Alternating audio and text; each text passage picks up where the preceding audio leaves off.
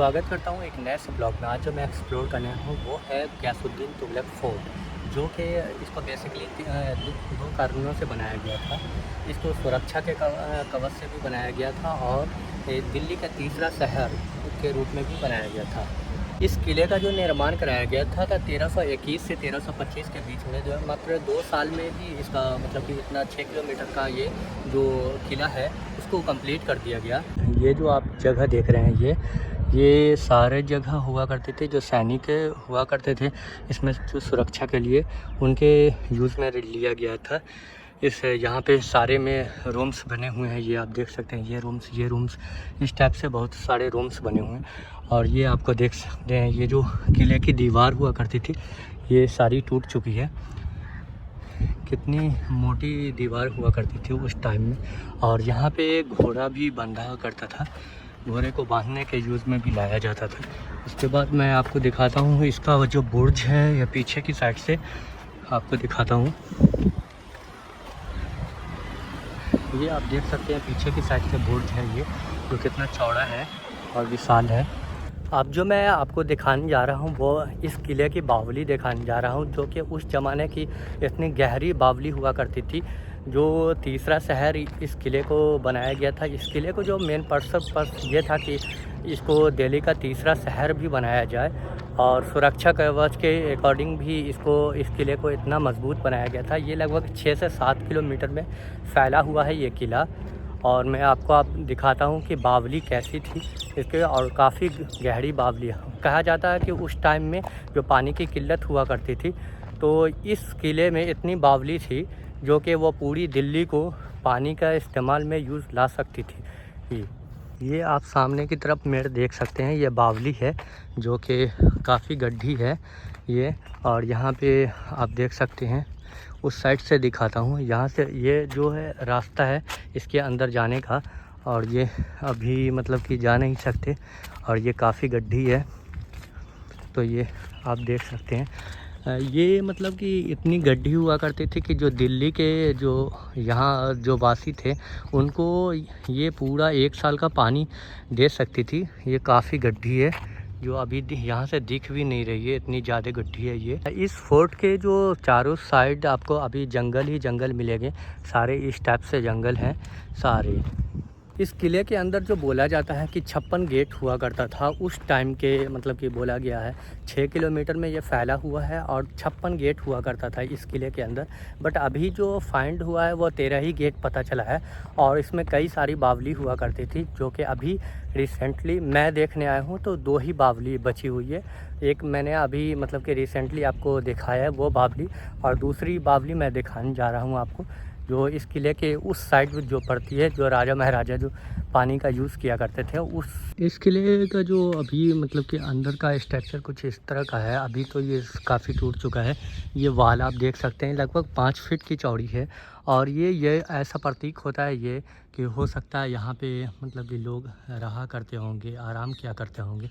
ये सारे ऊपर की तरफ आप देख सकते हैं पूरा जंगल हो चुका है और टूट चुका है पूरा ये। और ये ताख से ये मालूम होता है यहाँ पे कि हो सकता है यहाँ पे रहते होंगे तो रोशनी के लिए यूज़ में लाया जाता होगा। क्यों इस किले को सुरक्षा के लिए बनाया गया था, तो मैं आपको ये दिखा देता हूँ कि किस वजह से बनाया गया था। जो मंगोलों का हमला हुआ करता था उस दौर में बहुत ही ज़ोरों शोर से हुआ करता था, इस वजह से, और मंगोलों के डर से भी इसको सुरक्षा के लिए ही इस महल को बनाया गया था जो टॉम है। ये आप सामने की तरफ बुर्ज देख सकते हैं, और यहाँ पे जो बुर्ज है ये 2-2 बुर्ज है, और ये एक ही रास्ता है जाने के लिए उस किले के अंदर। तो एक बुर्ज ये मिलेगा आपको और दूसरा बुर्ज ये मिलेगा। और सामने की तरफ आप ये जो सामने की तरफ आप देख सकते हैं, यहाँ पे भी सैनिक हुआ करते थे तो इस जगह, और ये सारा मैप है उसका। तो वहाँ से यहाँ से कोई अगर जाता एंट्री मारता इस किले में, तो यहाँ पे सैनिक हुआ करते थे और दूसरा सैनिक यहाँ हुआ करता था। और ठीक फ्रंट में आप ये भी बुर्ज मिलेगा, ये भी यहाँ पे भी सैनिक हुआ करते थे इस किले के। तो आप सोच सकते हैं कि कितना सुरक्षा को मतलब कि मद्देनज़र रखते हुए इस किले को बनवाया गया था। और वो भी एक बुर्ज था जो टूट चुका है अभी, तो वो भी आप देख सकते हैं। तो मतलब कि यहाँ पे 4-4 बुर्ज हैं। उसके बाद इस किले का ये दूसरा गेट है, दूसरे गेट को पार करना होता है ये। आप देख सकते हैं। ये उस टाइम में गियासुद्दीन तुगलक जो हुआ करते थे, जो मेहमानों को जो रखा करते थे वो इसी जगह रखा करते थे।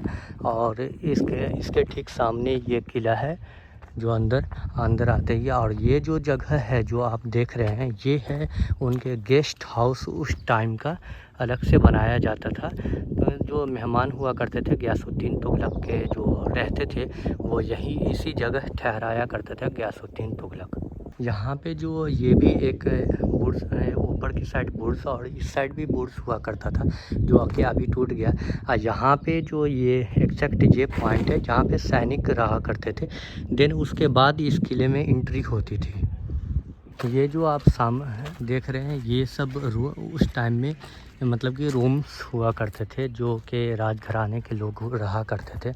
यहाँ आप ये सब देख सकते हैं, ये सब सारा टूट चुका है।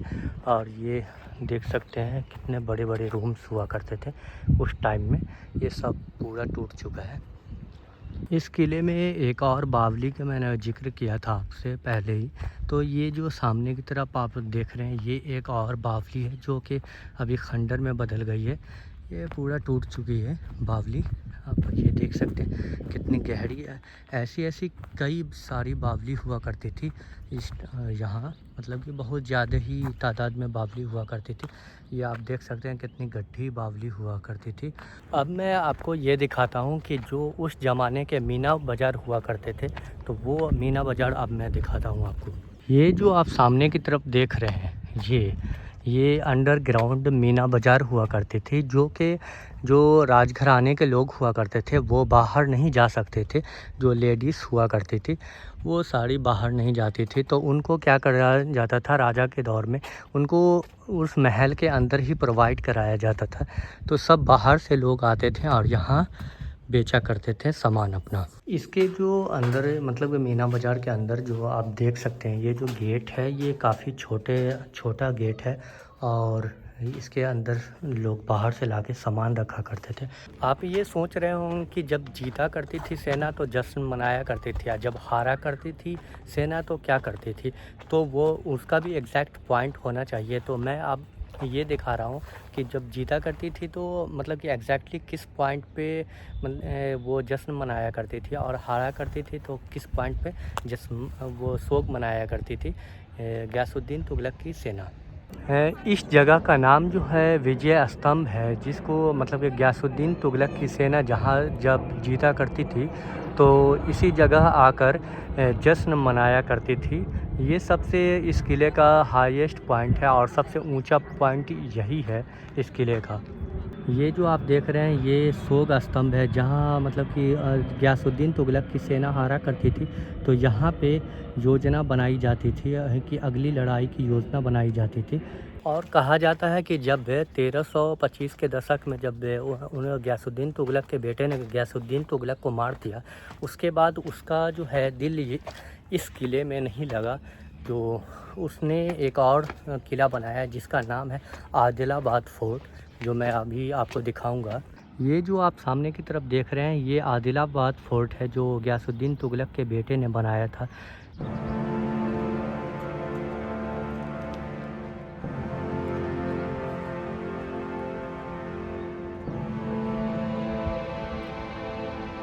तो आज के लिए इतना ही काफ़ी रहा, फिर मिलते हैं एक नए से ब्लॉग में कहीं और।